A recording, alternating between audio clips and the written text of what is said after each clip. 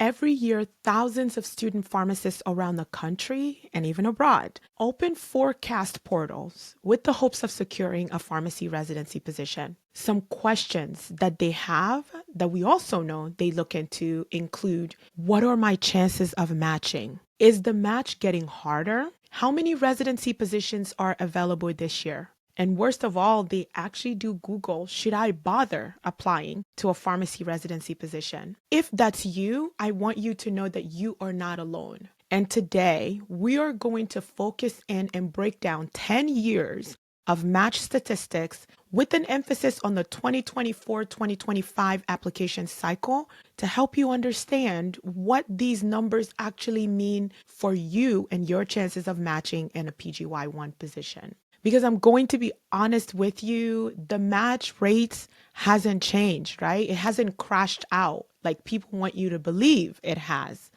But the game of securing a residency, that in fact has changed. And people who fail to understand that shift and that change are the ones that find themselves in the 19% that go unmatched every year. And today, I'm going to give you a playbook of understanding how to use these numbers to leverage and maximize your chances of a match. This is Success in Doses.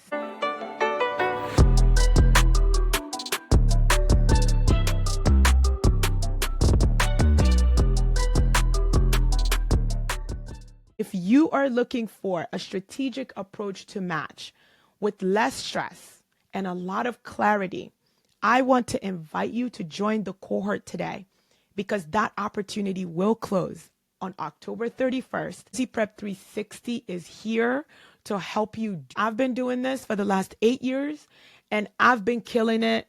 Hence why I am definitely coining Queen of Match. Welcome everybody. I am so excited to be here with you on another beautiful Monday morning. It is starting to get cold on the East Coast. And if you know me, you know how dramatic I get.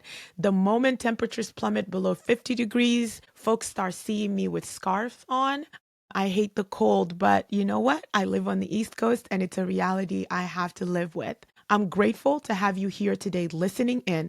This is an episode that I've been working on for a really long time and trying to figure out how to present this information in a manner that makes it understandable, digestible, but also in a way that allows you to be empowered by the numbers so that you can figure out what your approach to match is going to be as a result of listening to this episode.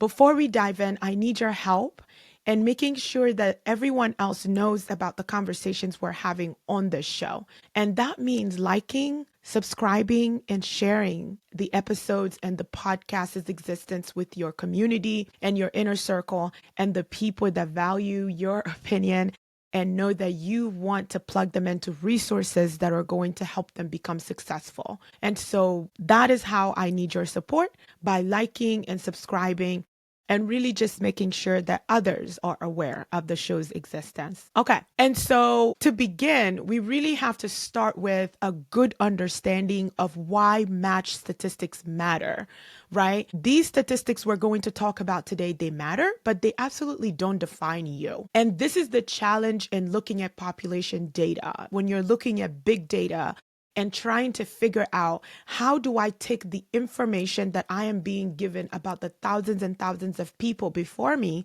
and people whose stories I don't really know, people whose academic journeys I don't really know or understand. I don't know what these folks' CVs look like, but why should I care about all these numbers when I don't even know how well I relate to each year's applicant pool, how similar I am to them and how different I am to them. And so that's the challenge of what the statistics we're going to talk about today and how that's going to apply to you. But I'll help you with that assessment. The reason why I think the statistics are important to understand and go through, it's because data is power. Data removes emotion out of the conversation, and I wholeheartedly believe this. Knowing that an exam has a pass rate of 96% and knowing myself and my work ethic, I can tell you that it's going to be rather difficult for me to fail any exam that has a pass rate that good. But if I see an exam that has a pass rate of 10 and 12%, the energy I'm going to put into preparing for that exam is going to be completely different than the energy I put into the exam that has a 96 or even 50% pass rate, because I do believe that more likely than not, I will be in that 50th percentile that passes on first trial, right? And so data isn't just about here are the numbers, but it allows you to interpret that information and apply it to yourself and what you know to be true about yourself and how you're going to move through that.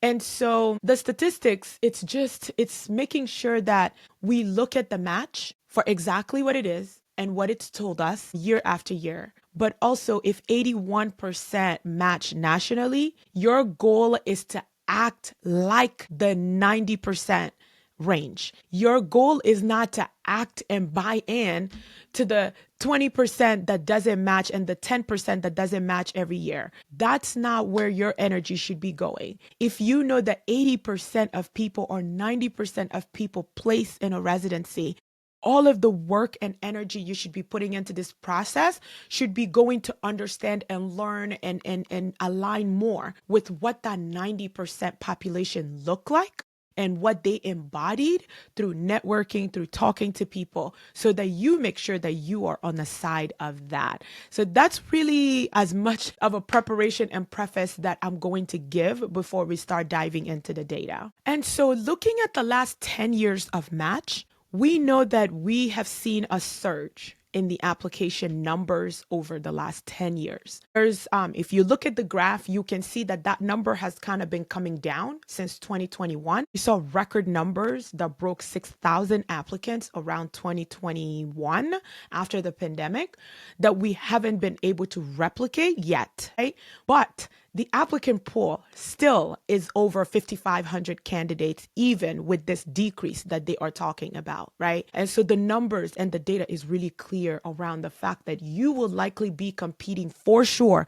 Even if this is the worst year we have, you will likely be still part of an application fold that is at least 5,000 candidates strong. Because for the last 10 years, that has been a consistent number that we've kind of hit, right? From 2015 2024. We are also seeing an increase in the number of repeat applicants and repeat and new practitioner pharmacists. What this means is that there are other candidates in the pool, or people are becoming less afraid and or the stigma around not matching first try or first year and retrying again. We're doing a really good job at removing that stigma out of the conversation and encouraging new practitioners to understand people don't match for a multitude of reasons, and that opportunity exists. I always love to say this: there's no expiration date on applying for residency. And so I always encourage new practitioners to keep it as one of the options on the table always.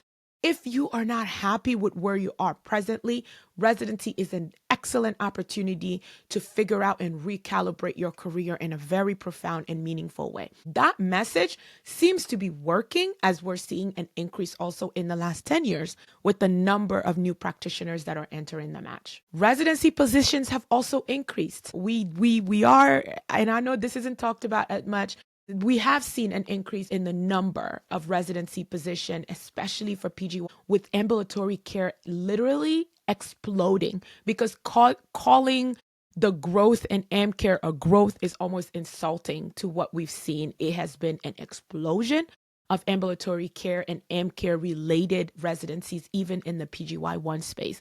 That's encouraging, but it's important to note that that growth has not lined up with the number of interest. What that means is the number of candidates applying for match, while that has grown steadily and exponentially in the last 10 years, the number of programs that have been created to try to meet that demand, it hasn't been a match for that. Number of programs are still less than the number of candidate and number of positions, because remember, you can have one residency program that can offer 7 or 10 positions. And so we need residency programs to grow and offer more positions in order for them to keep up with the pace of the growth we are seeing in the number of interest and number of candidates that are entering the pool. And that hasn't been the case. We've seen growth in the number of programs, but it hasn't kept up with the demand necessarily for the space. And so another statistics that I wanted to talk about is the match rate. Match rates have been hovering anywhere from, like, when you take the composite, it's like last year, the match rates, for example, it was about 75%. Reality is that 1 in every 4 to 5 candidates will not match, right? And that has kind of been the statistics around this. And we'll talk a little bit about these numbers in detail when it comes to why the match rates and all these different things and things you should keep in mind to maximize your chances of success. PGY-2 interest has increased. We've seen that go up really, really well in some areas. AmCare, I think this is what's responsible for the explosion in ambulatory care positions or programs being created. The interest really has gone up for chronic disease management, community involvement in clinical service design and implementation. And programs and facility, particularly academic medical centers, have kind of responded by investing in creating some of these positions. And I think this is encouraging for people who continue to want to get in this space. And so it's good to see that more PGY-1, and this also signals that pharmacists are becoming increasingly interested in specialization, which is great. It puts us in a lot more unique and diverse area. The other thing that is becoming difficult to substantiate, but we know because these programs' application volume, when every other programs around the country are struggling to get people to apply to their programs, these name brand programs or legacy programs and top programs in the country, they are not hurting for applications. Application volume continued to be in the hundreds consistently year after year, right? And so this is where the competition we know is the fiercest, because students who target these top programs already know that they are the full package, that they do bring something to the table, and these programs are really faced with the difficult decision of turning candidates, not because they're not top candidates, but because when you are top within the top pool, selection becomes so much more difficult. The reason why I wanted to highlight this is because of something I've been telling you guys from the beginning. These top programs, you are at this level, if you are targeting, I don't want to give any program free advertisement, but if you are targeting a certain program of a certain caliber, you need to understand that it's going to be a lot harder for you to be impressive in this pool. And so the storytelling component of your application and your packet becomes imperative. The people writing letters of recommendation and the time and energy they've put into those letters become extremely important. The energy you give your forecast becomes important because every little thing matters when you are trying to emerge as the top of the top. That's the reason why the statistics of, while other programs around the country will tell you that their application volume has kind of remained steady, or it's even gone down, or they're getting out of phase 1 without a match. Top programs in the country don't have this problem. They prepare for a large application volume year after year, and the statistics kind of really support this, making differentiation a priority on your part. If you are a top candidate, you have got to have a plan and a strategy of how you put together a compelling application packet that is going to help you rise above the rest, because the competition exists and it's absolutely stiff for these programs. So the question of, has match become impossible? The answer is absolutely not. But it has in fact become more strategic. It has in fact become a game of intentionality, and no longer is it just enough to submit an application and make sure that that application has all the components. You have to apply with intentionality, because the competitive edge still is there. There are still more candidates applying than number of positions available. Because of this, statistics are a huge part of giving you insight on how to prepare. Okay, so that gives you a long overview. And now let's really focus on 2024 and see what happens. And I'm going to consult my notes here to just make sure that I'm absolutely factual in what I'm going to report. And so here's what happened in 2024 and what we know to be true. 6,772 applicants registered last year. This is for both PGY-1s and PGY-2. And of them, 5,972 actually ranked and participated in the match. And of that number, 4,856 matched. So roughly, when you look at both PGY-1 and PGY-2, it's a match rate of about 81% totally. So roughly 1 in 5 applicants still found themselves without a match. And so when we look at that composite number and we excise out the PGY-1 application pool alone for 2024, this is what we find. The 2024 PGY-1 report says that 5,457 total applicants submitted an application last year. And of that, 4,756 of them actually submitted a rank. Of that number, 3,530 people actually secured a match, and 1,226 of them did not match. And that brings us to a composite match rate for PGY-1 position of 74.3, so roughly 75% for the 2024.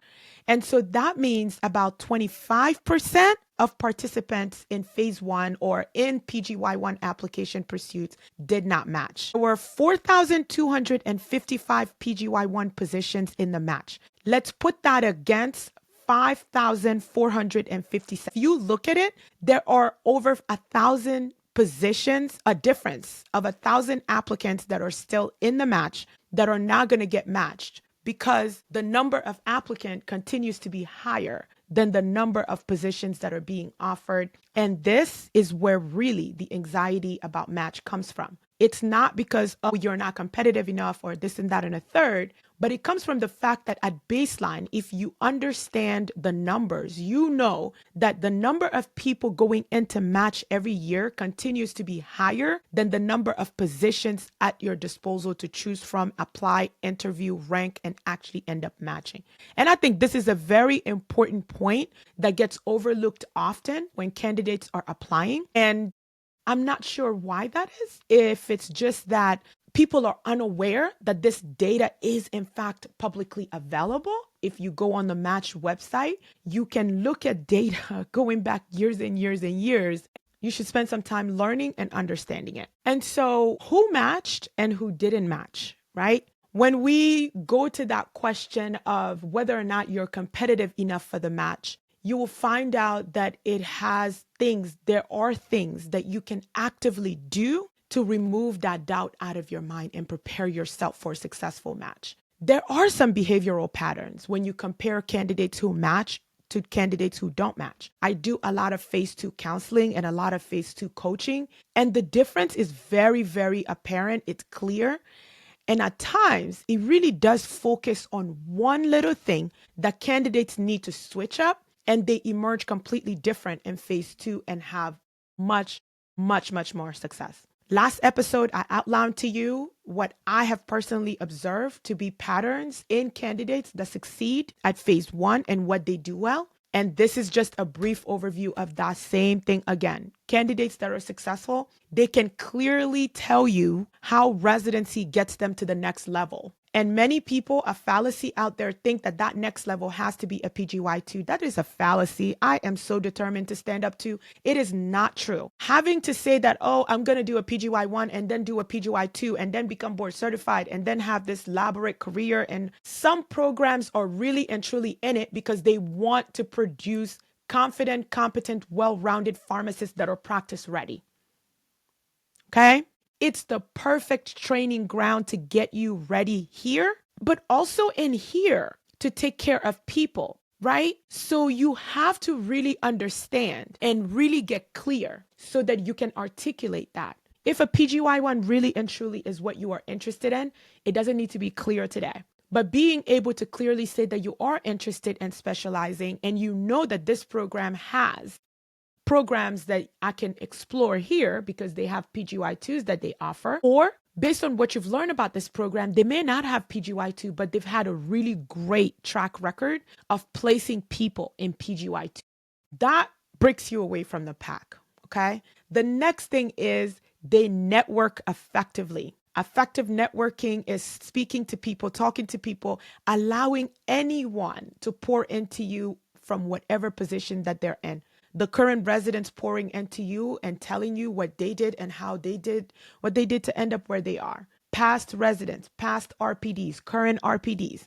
But these candidates network very, very well. And they also had CVs that reflected critical thinking and not just tasks. Their CVs did more than just say, I've done this, I've done this, I've done that. But their CVs are able to talk to you about their impact, their leadership, their growth, their struggles, the things that they took chances on.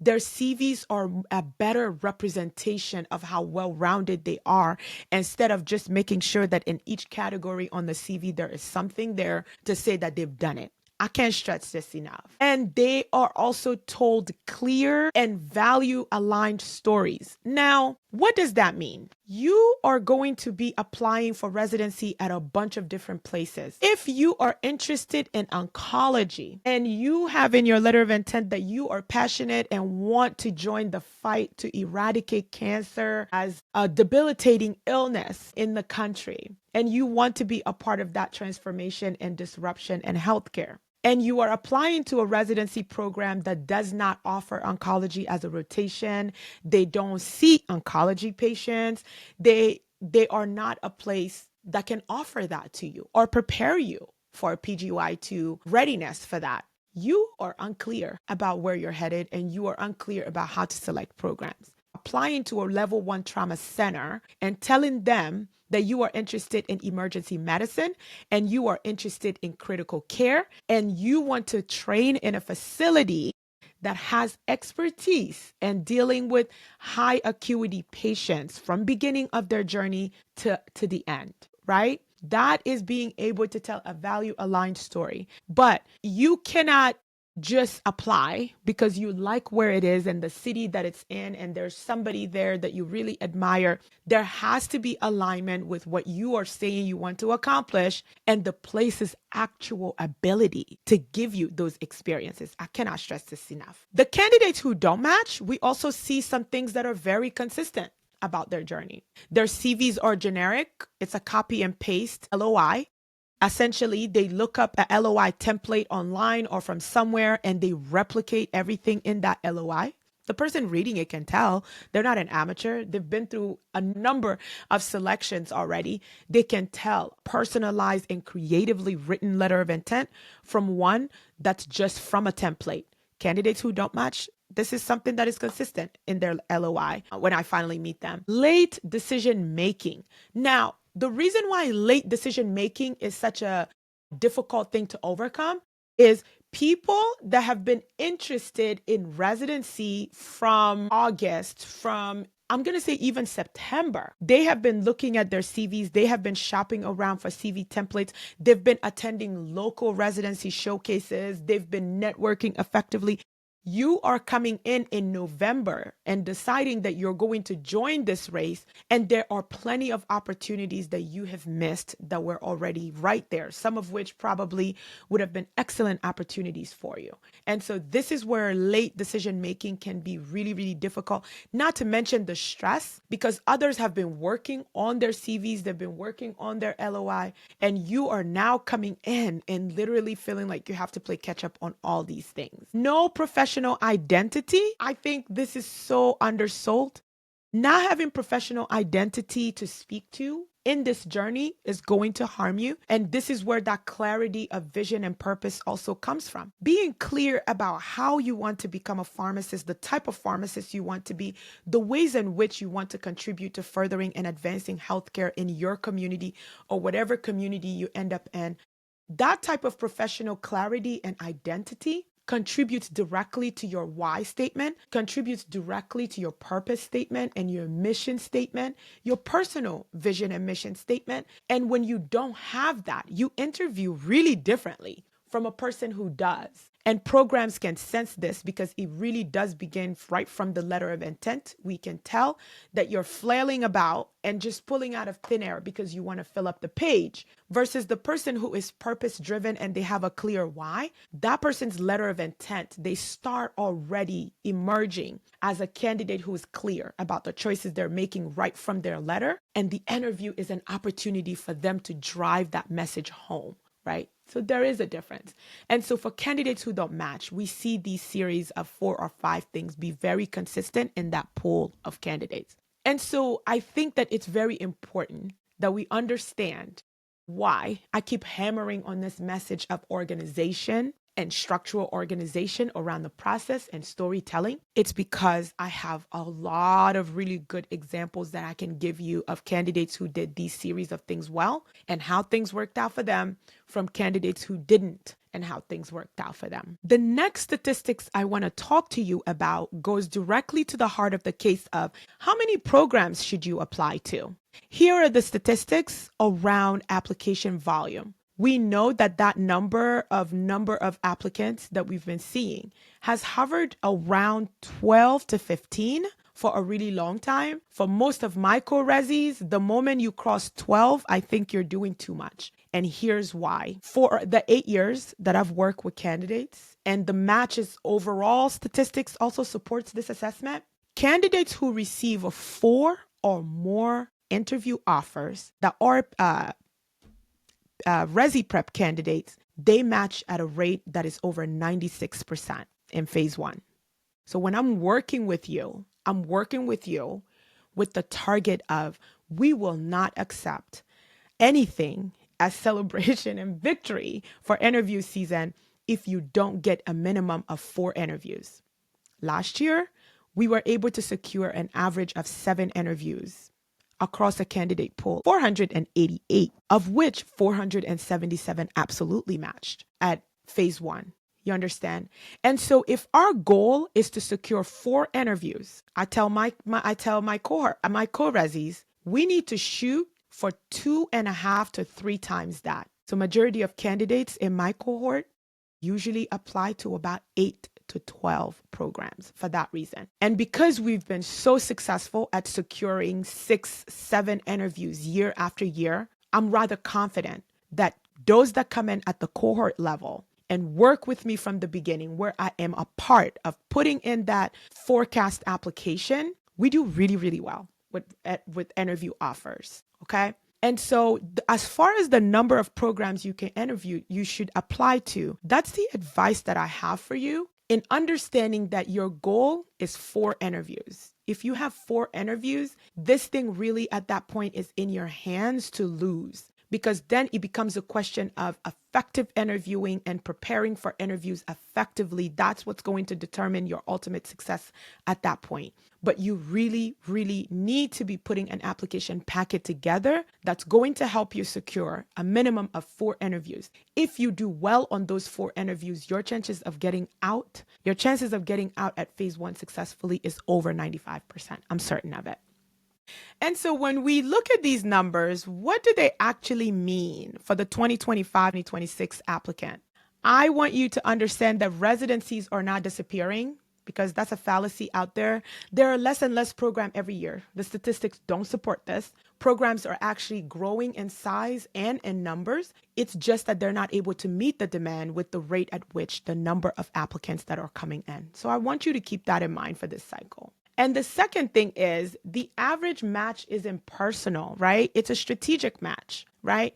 You have to understand that this thing here is about strategy and how you go into it, right? It's not personal. It's not like, I don't like you, or I don't like the font on your CV and I'm not. Most people can look over small things like that, even though I don't. I make sure that we work on that font, but most people can look over that. But it's really just, if you don't have strategy and you think you're just going to go in and wing it, I assure you that winging it will not work. Winging the match will not work. I just needed to say that twice so that there's zero confusion that I articulated that to you, right? Your action plan depends on where you are right now. And I think this is very important to outline, right? If you are a P4 that is applying now, you should be focusing on clarity, program fit, and networking. These three things are the things that you need to make sure you've done a great job with before forecast opens up November 5th and you begin working on forecast, right? If you are an early P3 and you're a P3 and you are preparing to start appies, you need to build a professional identity and clinical brand, right? Working on doing all you can to secure strong rotations. Strong clinical rotations are going to stretch you and push you. And those preceptors are the ones that are going to be able to speak about the growth you've had, even in the face of challenges, because they saw you struggle and not give up in the face of challenge. Instead, you stepped up to it and decided to do something about that and really push yourself and emerge on the other side of that with success, right? If you are a repeat applicant, you need to reposition your experience and refine your story. I think it's always important to take an objective step back as a new practitioner and think about what happened last year. Were there family issues that just made it impossible for you to go through this and give it the energy and attention it needed? If that's a reality, you kind of got to give yourself grace through the personal challenges that got in the way, right? But if you are here now, for any new practitioner entering the match, I'm going to say this and I'm going to be unapologetic about it. You have no business entering the match without being fully licensed as a pharmacist at this point, period. Because what have you been doing? What have you been doing for the last 6 months? Like, help me understand how you're going to submit a CV as a new practitioner that graduated months and months and months and months ago, right? Your counterparts are all licensed at this point. You're going to have to answer that question and face that question. It is something that I think there's no need to add to the mix. Come into the match as a licensed pharmacist. If you are not a licensed pharmacist and you're entering the match, I just want to tell you that it's an added barrier when already you are up against such a huge application pool of P4.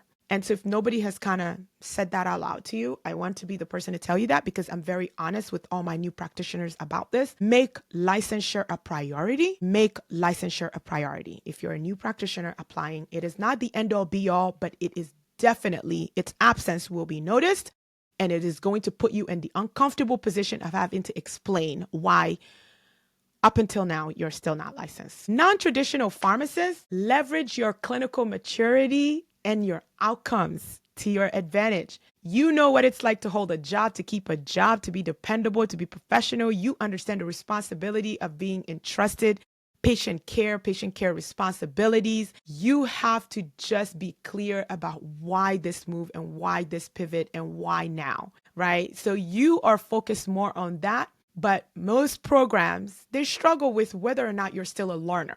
So it is about demonstrating to them that you are a lifelong learner. You've done so by investing in your growth and development on your own, and you're ready to step up for more formal training at this point. But I want to encourage you and just telling you, like, I love the more of you are entering this space. I love that you are demonstrating that pivot.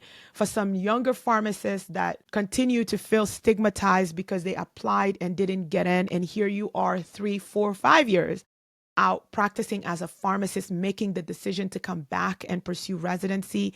I admire your courage. I respect the perseverance and the resilience that it takes to do this. So, I think that my goal here was really to just debunk a lot of the myth around the numbers and help you understand that this is doable. And again, the data is not going to define you and your personal journey. What the data is meant to do is to help you put that journey into perspective as you move forward, right? And so final thoughts I want to leave you with is that you can't change what the national match rate is, but you can change how ready you are to beat it. And the reason why that's so important is because you want to have the mentality of the 75% of people that matched at phase 1. I want to be like them. I want to mimic them. And so I need to learn more from that pool. This is very important, right? The numbers don't really scare high intent candidate. They sharpen them.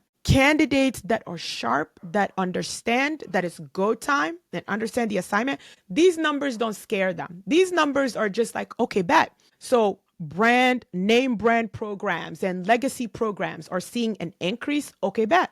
I'm definitely tossing my hat in the ring for these programs. This does not scare me, but it makes me work even harder on my packet to make sure that I emerge as their top 10% and the top whatever percent the cutoff is for the offer to get an interview, right? And so I want to encourage you around that. If you are a person applying for residency this application cycle, I would be remiss if I didn't tell you the ResiPrep 360 is here to help you do that with clarity, with confidence, in a personalized manner. I've been doing this for the last 8 years, and I've been killing it in the last 8 years, hence why I am definitely coining the term of being queen of match. And if you are looking for a strategic approach to match with less stress and a lot of clarity, I want to invite you to join the cohort today, because that opportunity will close on October 31st. I want to amplify the impact, and that can only happen if you all are aware that the service is here and that the service exists, and that I am eager to collaborate in helping further your professional goals and helping you secure a match at phase 1, because that is the commitment and that is the promise. As always, I'm grateful that you're here. I'm grateful that you start your week with me as a picker-upper. And please, please, please continue to remember that there's nothing impossible. The difference between the people that make it and those who don't is the single choice to keep going. And I wholeheartedly believe that. You know that here, success is incrementally built, and match is no different. We built this thing from the ground up so that by the time you get to the interview, you are almost overly prepared to make your case for why you are the best candidate for any program. I'm grateful for your time this morning. I'm happy that you are here and starting with me on your Monday morning. And please, as always, have a wonderful week on purpose. And I will talk to you again next week on Monday. Okay, bye.